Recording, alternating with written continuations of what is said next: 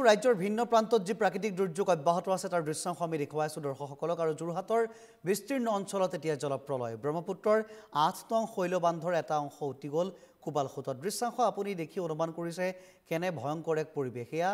কেউফালে যি বগা পৰিৱেশ দেখিবলৈ পোৱা গৈছে এয়া কেৱল আৰু কেৱল কুঁৱলী অৰ্থাৎ মেঘালয় বা অন্য ঠাইৰ দৰে এনেকুৱা এক পৰিৱেশ দেখিবলৈ পোৱা গৈছে এতিয়া যোৰহাটত বানে ভাবুকিৰ সৃষ্টি কৰিছে উত্তৰ পশ্চিম যোৰহাটত ইতিমধ্যে বানত উটি গৈছে বহু লোকৰ ঘৰ বাৰী আমি সেই ঠাইলৈ পোনপটীয়াকৈ যাব বিচাৰিছোঁ ৰাইজৰ দুখ দুৰ্দশাৰ বুজ ল'বলৈ আমাৰ সৈতে সংযুক্ত হৈছে আমাৰ যোৰহাটৰ সাংবাদিক দিব্যজ্যোতি বৰা দিব্য আপোনাৰ কাষলৈ আহিছোঁ এক অনাহুত পৰিৱেশ দেখিবলৈ পোৱা গৈছে খহনীয়ে খহাই নিছে বহু লোকৰ ঘৰ দুৱাৰ বানে উটুৱাই নিছে বহু লোকৰ ঘৰ দুৱাৰ এটপি খোৱা পানীৰ বাবে হাহাকাৰ বন্যাত্ৰয় শিবিৰত পাৰ কৰিবলগীয়া হৈছে সময় কেনে পৰিস্থিতি দিব্য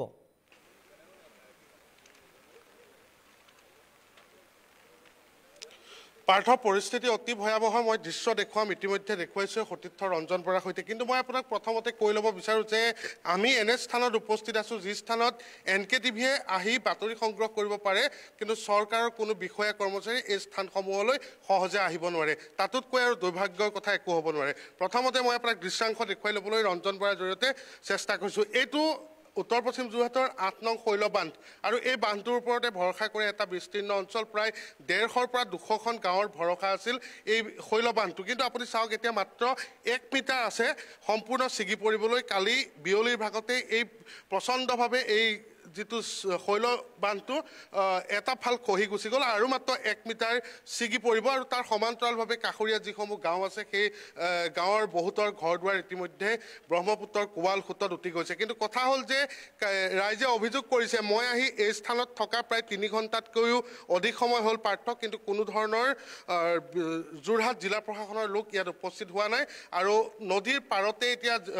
যি এই মথাউৰিৰ ওপৰত ইয়াৰ বন্যাত্ৰয় জীৱন পাৰ কৰিবলগীয়া হৈছে আৰু কালিৰ পৰা বহুতে এটুপি খোৱা পানীৰ বাবে হাহাকাৰ কৰিবলগীয়া এটা পৰিস্থিতিৰ সূচনা হৈছে মই দৃশ্যাংশ দেখুৱাইছোঁ অকণমান যদি ৰঞ্জন বৰাই কেমেৰাটো ঘূৰাই তেনেহ'লে মই শিবিৰসমূহৰ কাষলৈ যাবলৈ যত্ন কৰিম কিন্তু আটাইতকৈ দুৰ্ভাগ্যজনক কথাটো হ'ল যে জলসম্পদ মন্ত্ৰীগৰাকীয়ে বহুবাৰ ৰাইজক প্ৰতিশ্ৰুতি দিছে এই স্থানসমূহলৈ আহিবলৈ কিন্তু এই স্থানসমূহলৈ তেওঁ আহিবলৈ এবাৰো সময় নাপায় আৰু ফলশ্ৰুতিত এই দুৰ্দশা ৰাইজৰ এই যে দেখিছে জলসম্পদ বিভাগৰ কেইজনমান কৰ্মচাৰী তেওঁলোক আহিছে আৰু ইয়াত একোটা ঘৰ আছিল সেই ঘৰসমূহ এতিয়া নাই ইয়াৰ ৰঞ্জন বৰাই কেমেৰাত বন্দী কৰিছে আপুনি চাওক ঘৰসমূহ ইয়াৰ পৰা উটাই লৈ গ'ল এনেধৰণৰ এটা পৰিৱেশৰ মাজত তেওঁলোকে জীৱন কটাবলগীয়া এটা অৱস্থা হৈছে মই আগলৈ যাবলৈ যত্ন কৰিম ৰঞ্জন বৰাক আগবাঢ়ি আহিবলৈ অনুৰোধ জনাইছোঁ মই শিবিৰসমূহলৈ যাবলৈ যত্ন কৰিম আৰু শিবিৰৰ পৰা পৰিৱেশটো দেখুৱাম যে কালিৰে পৰা কাৰোবাৰ ঘৰত এমুঠি অন্ন আছিল তাকে দুঘৰৰ মাজত ভাগ কৰি খাবলগীয়া এটা পৰিৱেশ হৈছে এটপি বিশুদ্ধ খোৱা পানীৰ অভাৱ এই মুহূৰ্তত ইয়াৰ ৰাইজে উপলব্ধি কৰিব পাৰিছে কিন্তু ইয়াত দেৰগাঁৱৰ যিগৰাকী বিধায়ক ভৱেন্দ্ৰনাথ ভৰালী এইটো পূৰ্বতে দেৰগাঁও সমষ্টিত আছিল বৰ্তমান নতুন টিয়ক সমষ্টিত অন্তৰ্ভুক্ত হৈছে কিন্তু ইয়াৰ বিধায়ক বৰ্তমানেও ভৱেন্দ্ৰনাথ ভৰালী আৰু ভৱেন্দ্ৰনাথ ভৰালীয়ে কিন্তু কোনো কালেই যেতিয়া ৰাইজৰ এনেধৰণৰ দুৰ্দশা হয় এই স্থানসমূহলৈ কেতিয়াও ভৱেন্দ্ৰনাথ ভৰালী নাহে এনেধৰণৰ অভিযোগ উত্থাপিত হৈছে পাৰ্থ আৰু দ্বিতীয়তে মই আপোনাক উল্লেখ কৰিব বিচাৰিম পাৰ্থ যে ইয়াৰ কেইবাটাও অঞ্চল ইতিমধ্যে নিমাতী ঘাটৰ পৰা পোনে পোনে যিটো মথাউৰি খুটিয়া পোতা অঞ্চলত লাগিছেই সেই মথাউৰিটোৰ বহু ঠাই ইতিমধ্যে উহ দিছে আৰু ৰাইজ এতিয়া যথেষ্ট শংকিত হৈ পৰিছে মই নিজেই কালিৰ দিনটোত জলসম্পদ বিভাগৰ যোৰহাট জিলাৰ যিগৰাকী কাৰ্যবাহী অভিযন্তা তেওঁৰ লগত কথা পাতিছিলোঁ আৰু বহু ঠাইত অৱশ্যে সেইসমূহ নিৰাময় কৰিবলৈ চেষ্টা কৰি থকা হৈছে কিন্তু বিভাগীয় মন্ত্ৰীৰ কেতিয়াবা হস্তক্ষেপ বিধায়কৰ হস্তক্ষেপ এনেবোৰ কাৰণত এই ঠাইসমূহ পৰিলয় মই চাওক দৃশ্যাংশ দেখুৱাইছোঁ এয়া একোটা শিবিৰ গৰু ছাগলীৰ লগত একেলগে মানুহে জীৱন কটাবলগীয়া হৈছে আপুনি খাদ্য সামগ্ৰীৰ বাবে অভাৱ কোনোবাই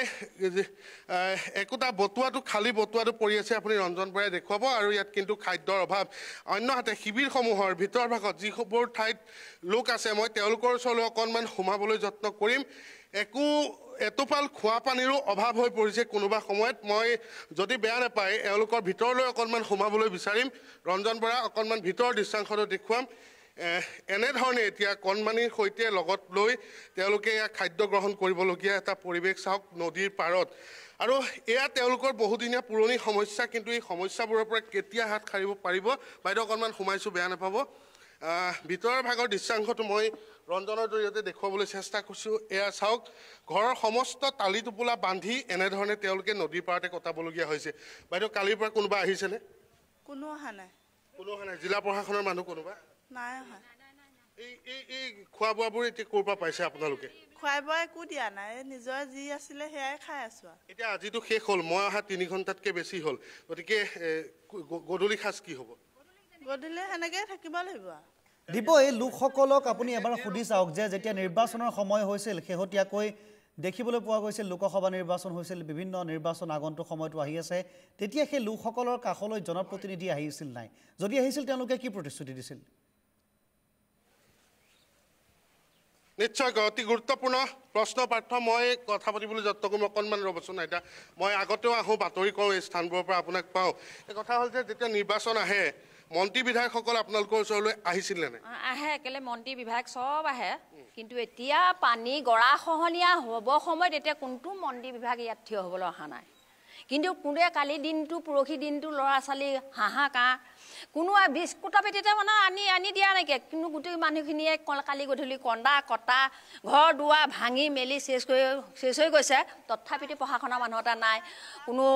MLA নাই কোনো কিবা এটা নাই কোনো যোগাযোগ এটা নাই ভৱেন্দ্ৰ ভৰালীটো শেষেই কিন্তু ভৱেন্দ্ৰ ভৰালী ইয়ালৈ আহিলে আমি কি কৰিম মহিলাসকলে কি কৰিম সেইটো আমি এতিয়া ডিচিশ্যন লৈছোঁ ভৱেন্দ্ৰ ভৰালী ইয়ালৈ আহিলে কি কৰিম আমি যোৱা বছৰ পৰাই ভৱেন্দ্ৰ ভৰালী নাই আৰু এতিয়াতো অহা দেবাদ এটা কালিৰ পৰা এনেকুৱা পৰিস্থিতি হৈছে কোনো ল'ৰা ছোৱালী এটাক দিবলৈ বিস্কুটৰ পেট এটা নাই এতিয়া ল'ৰা ছোৱালী কেনেকুৱা হাহাকাৰ লাগিছে কোনো প্ৰশাসন নাই কোনো বস্তু নাই দিবলৈ চৰকাৰৰ ঘৰত বস্তু নাই নেকি আমি এইটোকে অনুৰোধ কৰিছোঁ কিন্তু আমাৰ ভেটি মাটি অকণ দিয়ক আমাক সোনকালে সংস্থাপন এটা দিয়ক আমি এইটোকেহে অনুৰোধ কৰিছোঁ আৰু নিশ্চয় মই অকণমান আগলৈ যাওঁচোন আহক কথা পাতিম আৰু আছে ৰাইজ এনেধৰণে বৰষুণৰ বতৰ পাৰ্থ বৰষুণ অব্যাহত বৰষুণৰ মাজতে চাওক এনেধৰণে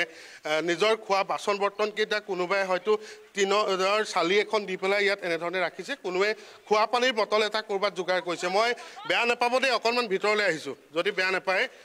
দেখিব আপুনি পাৰ্থ চাওক এই পৰিৱেশৰ মাজত এতিয়া বৈনাট্য এনেধৰণে কটাবলগীয়া হৈছে কেৰাহী এখন যেনে তেনে যোগাৰ কৰিছে বাইদেউ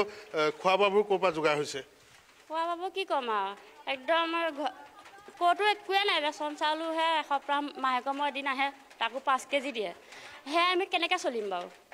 এইফালে মাটি গৰা খহনীয়া থাকিবলৈ জেগা অকণ নাইকিয়া ৰাস্তাই পঠাই আছোঁ এতিয়া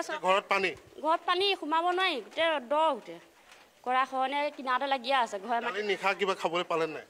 কালি নিশা মানে থাকিবলৈ জেগা নাই ক'তো সিফালে গৈছোঁ খোৱাটো বাদেই কেঁচুৱালৈ ঘূৰি ফুৰিবলগীয়া হৈছে ছাৰ এতিয়া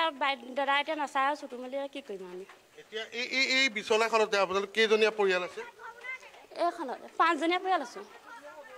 এটা পৰিয়াল পাৰ্থ মন কৰক এটা কণমানি কি হৈছে সি হয়তো নাজানে কিন্তু ইমান দুখৰ মাজত মাক দেউতাকে সাৱটি ৰাখিবলগীয়া হৈছে মহ দাহে কামুৰিছে এনেধৰণৰ এটা পৰিৱেশৰ মাজত জীৱন কটাবলগীয়া হৈছে এইসকল লোকে ইয়াৰ পাছতো বানপানীক ইমান সহজে কোনেও ৰোধ কৰিব নোৱাৰে পাৰ্থ কিন্তু তেওঁলোকক উপযুক্ত খাদ্যৰ ব্যৱস্থা খোৱা পানীৰ ব্যৱস্থা কিন্তু যে পৰ্যাপ্ত দিব লাগে সেই কথাটো কিন্তু এবাৰ ভাবি চোৱাটো প্ৰয়োজন অৱশ্যে স্বাস্থ্যকৰ্মী এটা দল মই দেখিছোঁ এই মুহূৰ্তত তেওঁলোকক হয়তো ইয়ালৈ এই কামৰ বাবে পঠিয়াইছে মই এজন লোকক দেখিছোঁ অকণমান কেমেৰাটোৰ সন্মুখলৈ আহিবলৈ অনুৰোধ জনাইছোঁ যে আপোনালোকক ইয়ালৈ পঠোৱা হৈছে নেকি হয় আমাক ইয়ালৈ পঠোৱা হৈছে আমি চলমৰা ব্লক PHC আণ্ডাৰত কলবাৰী ষ্টেট ডিছপেঞ্চৰী তাতে আমাৰ ওপৰতে যিখিনি চাব চেণ্টাৰ বা আম আছে বাকী আমাৰ MPW কি লৈ আহিছে আপোনালোকে এওঁলোকৰ বাবে আমি আপোনাৰ পেৰাচিটামল আপোনাৰ বাইদেউ লৈ আহক কৈ যাওকচোন আপুনি পেৰাচিটামল অনা গৈছে তাৰপিছত নটফ্লক্স টিজেট অনা গৈছে ORSৰ পেকেট অনা গৈছে পেৰাচিটামল লিকুইডখিনি অনা গৈছে অল টোটেল অনা গৈছে ইয়াত মানে বানপানীৰ সময়ত যাৱতীয় এবাৰ ৰঞ্জনক দেখুৱাবলৈ অনুৰোধ জনাইছোঁ এই ধৰণে তেওঁলোকেও যথেষ্ট কষ্ট কৰি প্ৰায় 3 কিলোমিটাৰ পথ খোজকাঢ়ি আহিবলগীয়া হৈছে আৰু ৰাইজৰ বাবে ঔষধ যোগান ধৰিছে কিন্তু এতিয়া প্ৰশ্ন হ'ল পাৰ্থ যে ঔষধ খাই পেলাই কোনোবা জীয়াই থাকিব পাৰিব নেকি ঔষধ